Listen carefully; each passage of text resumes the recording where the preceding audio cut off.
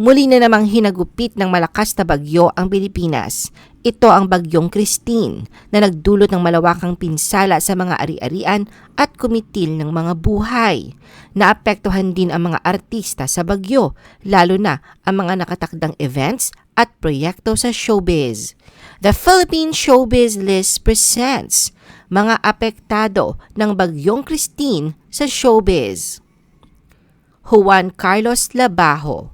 Noong October 20, 2024, ginanap ang ika-77 na Adlaw sa Ormoc, isang engranding free concert na inihandog ng pamahalaang lungsod sa pamumuno ng City Mayor Lucy Torres Gomez, Congressman Richard Gomez, mga city councilors at ang Fiesta Executive Committee. Ang nasabing event ay naging isang pagkakataon upang ipagdiwang ang kultura at tradisyon ng Ormoc at naging sentro ng kasiyahan ang mga residente at bisita.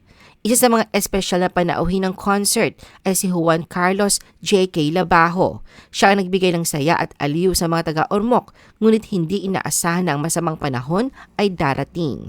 Habang umuusad ang programa, inabot ng malakas na ulan ang concert dulot ng paparating na bagyong Christine. Ang bagyo ay nagdala ng masamang panahon at naglagay kamakailan sa Ormoc City sa ilalim ng Signal Number 1 na nagdulot ng pangamba sa mga organizer at mga fans. Sa kabila ng pag-ulan at malamig na hangin, hindi alintana ni JK ang masungit na panahon. Ipinakita niya kanyang dedikasyon bilang isang performer sa pamamagitan ng patuloy na pag-awit na nagbigay inspirasyon sa mga tao sa paligid. Maraming taga-Ormoc at mga fans si JK ang humanga sa kanyang professionalism at determinasyon na ipagpatuloy ang show.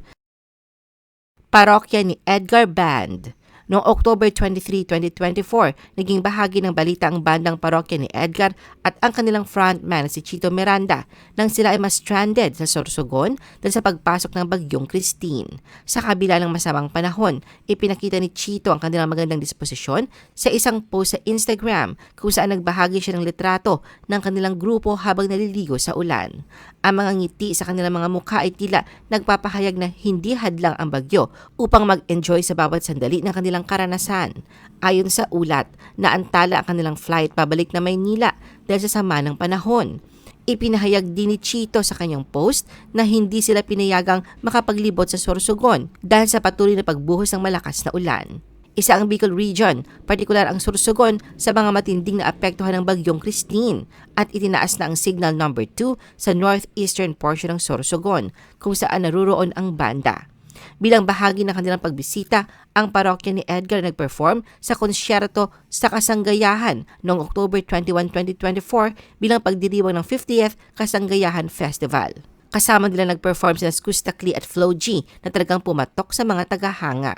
Sa kabila ng mga aberya dulot ng bagyo, tila positibo pa rin si Chito at ang kanyang mga kabanda.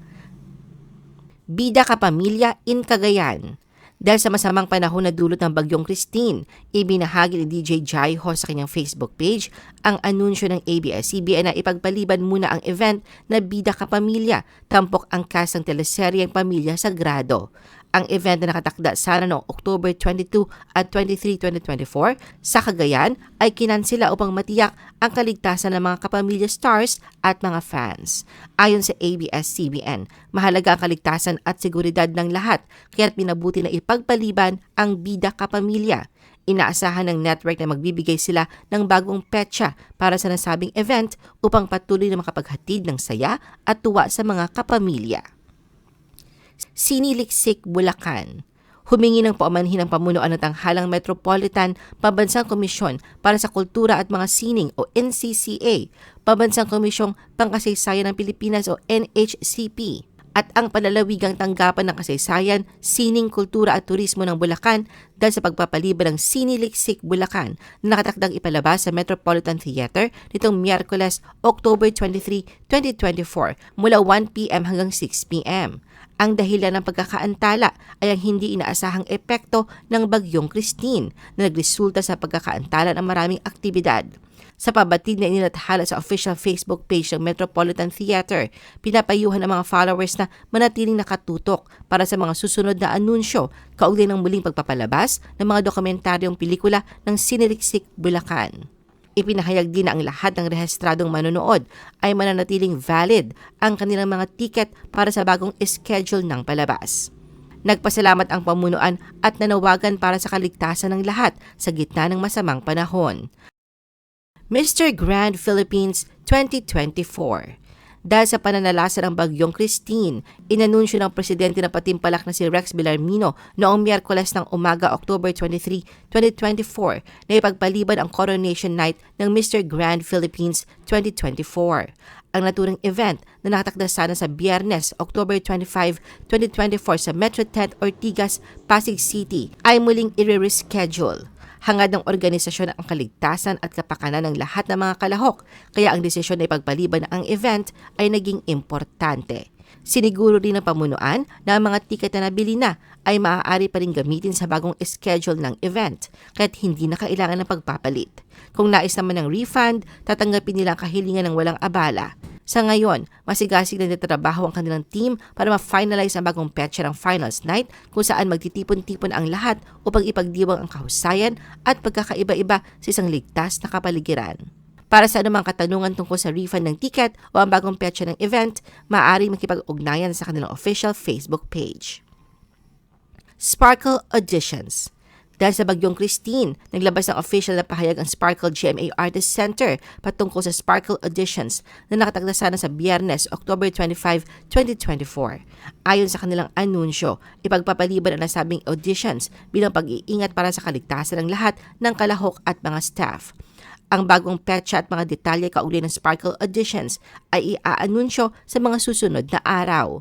Humihingi rin ng pag-unawa ang Sparkle GMA Artist Center sa lahat ng naapektuhang aplikante at hinihikayat silang mag-abang para sa mga karagdagang updates.